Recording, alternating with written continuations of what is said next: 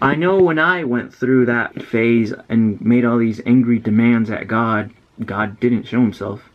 Yeah, he worked in me and in my sorry life and turned things around and prayers were answered, but like a physical manifestation, nah, not to me, not to anyone I know.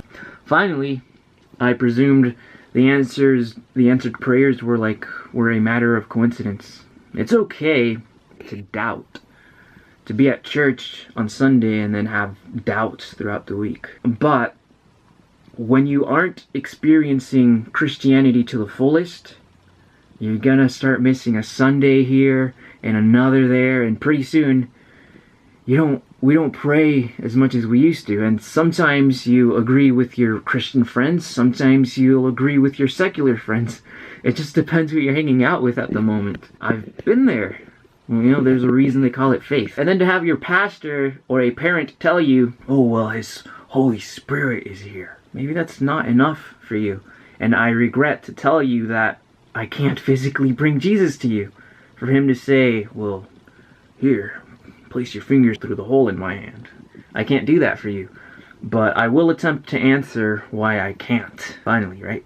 Enter Dani's theory of a non-intrusive God. While God can show himself, he knows he shouldn't.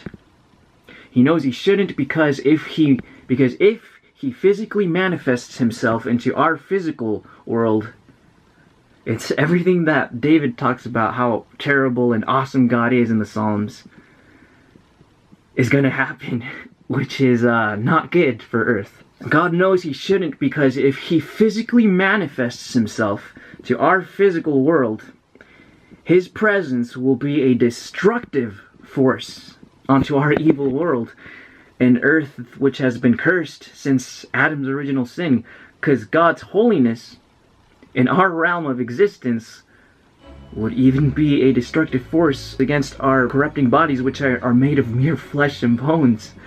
Our planet would literally shake beyond the Richter scale. A cursed world cannot withstand the physical presence of a holy God, so he stays in a different realm. God respects his creation by allowing its existence.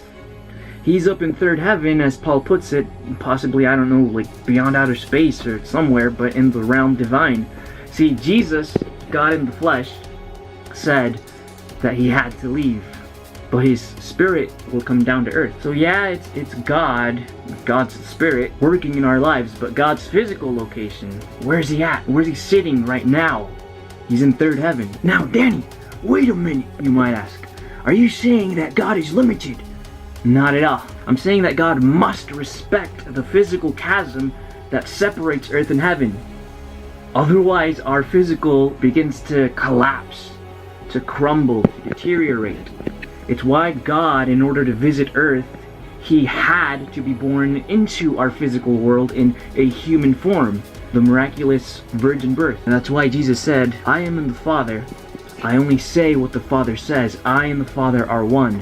Clearly, God and Jesus are one and the same. God is Jesus, Jesus is God. God was in heaven all the while he was walking on earth. I know, mind blown, right? But us, we aren't omnipresent like God.